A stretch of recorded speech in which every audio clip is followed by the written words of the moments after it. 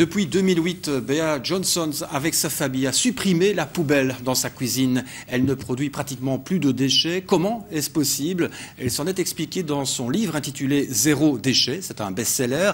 En 2011, elle a été couronnée du Green Awards. Elle est à la tête d'un mouvement global pour inspirer un maximum de citoyens. Elle donne partout des conférences. Elle est ici à Namur, invitée par l'Université de Namur et l'association Les Amis de la Terre. Bonjour Bea Johnson. Bonjour. Alors c'est vrai que vous avez un agenda fort rempli. Merci d'avoir accepté notre invitation. Comment fait-on pour ne produire qu'un litre de déchets sur une année avec une famille? Cette année, c'est 500 millilitres. Donc, on est arrivé à la réduire encore plus. Je dois dire que j'ai forcé, mais en fait, on n'a pas de secret. Comme je le partage dans le livre, il suffit de suivre 5 règles dans l'ordre. Il suffit tout simplement de refuser le superflu, de réduire le nécessaire, de réutiliser en remplaçant tout ce qui est jetable par une alternative réutilisable et en achetant d'occasion. Ensuite, de recycler seulement ce qu'on ne peut pas refuser, réduire ou réutiliser. Et enfin, en compostant le reste. Alors, il y a un mot important, refuser le superflu. Ça veut dire que vous allez dans un magasin, vous ne voulez pas les emballages. C'est-à-dire qu'aujourd'hui, dans cette société de consommation, nous sommes aussi la cible de tout un tas de produits promotionnels gratuits. Seulement, chaque fois qu'on les accepte, on crée une demande d'en créer plus. Donc, il est important de tout simplement savoir dire non aux sacs en plastique, produits à usage unique, babioles gratuites, etc. Alors, finalement, c'est un autre mode de vie. On vit autrement. Oui, tout à fait. Et puis on s'est aperçu qu'il avait bien des avantages au-delà donc des avantages environnementaux. On s'est aperçu que ce mode de vie nous faisait de grosses économies d'argent. C'est un énorme gain de temps et une vie meilleure basée sur les expériences et non les biens matériels, le verbe être et non le verbe avoir. Alors, vous parlez d'économie, c'est près de 40% des dépenses économisées?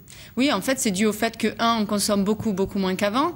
Lorsqu'on achète un bien matériel, c'est pour remplacer un bien matériel qu'on a vraiment besoin de remplacer et on va l'acheter d'occasion, ce qui est moins cher.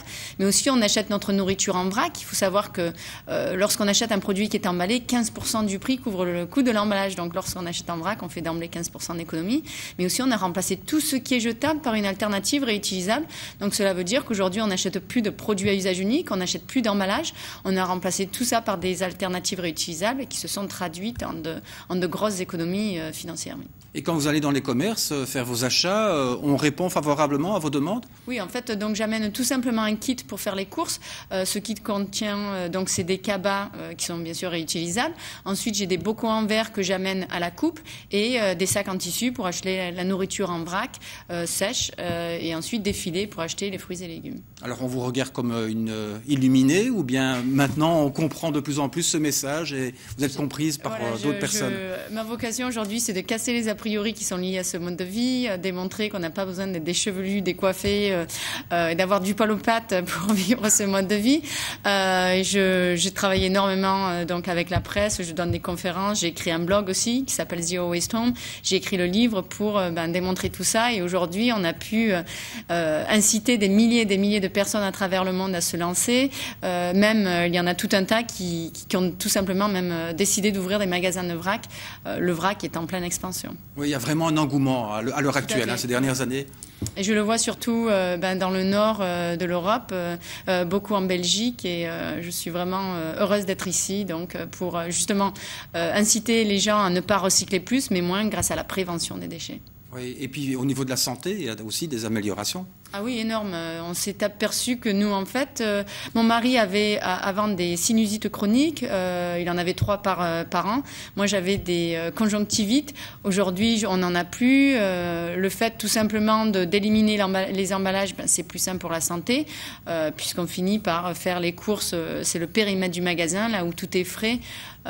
Et surtout qu'on a pu éliminer tous les produits toxiques de notre vie. Aujourd'hui, par exemple, on ne fait le ménage qu'avec du vinaigre blanc et de l'eau. Alors Bea Johnson, ce soir, pour cette conférence unique, vous allez donner des conseils pratiques, des astuces? Oui, je vais parler bien sûr de notre parcours, ensuite des obstacles qu'on a rencontrés et les astuces qu'on a découvertes pour tout simplement réduire ces déchets. Et je vais bien sûr mentionner les énormes avantages de ce mode de vie. Une petite astuce? La première, c'est tout simplement de refuser le superflu. Oui. Donc la prochaine fois qu'on vous tend quelque chose, réfléchissez à 2 fois. Est-ce que vous en avez vraiment besoin? Parce que sachez que le zéro déchet, c'est plus ce qu'on fait à l'extérieur de la maison que ce qu'on fait à l'intérieur. Donc si on dit stop, non, je le ramène pas chez moi, ce ne sera plus votre problème plus tard. Ce sera le problème des autres. Ouais. Et notamment de l'entreprise qui les fabrique. C'est à eux de ne pas le fabriquer. Donc ça crée une demande pour tout simplement stopper, enfin ça stoppe la demande. Voilà. En tout cas, on rappelle que vous êtes ce soir ici à Namur. C'est à l'auditoire Pedro Arrupe. Un changement de lieu parce qu'il y a beaucoup d'inscrits à cette conférence. Il reste encore quelques places. N'hésitez pas. Le rendez-vous est fixé à 19h pour notamment faire connaissance avec les différents organisateurs et différents stands. Et la conférence est prévue à 20h. Merci beaucoup. Excellent séjour ici, très rapide du moins, à Namur. Excellente soirée et à bientôt. Au revoir.